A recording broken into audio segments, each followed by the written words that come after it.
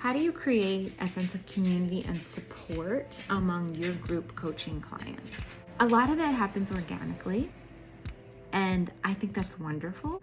I also want all of my clients to come into a group session thinking that they're looking to make connection.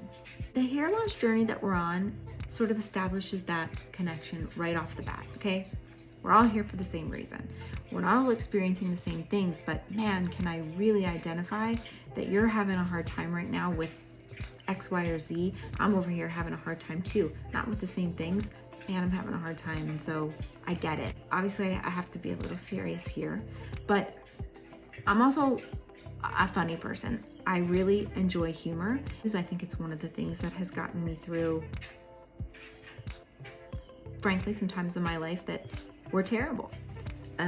I could crack a joke probably almost under any circumstances. So I'm not going to be cracking jokes all the time, but I do like to keep it light. I think a lot of it happens organically, but I also try to incorporate some things that also help us find some other things in common and make some connections that way.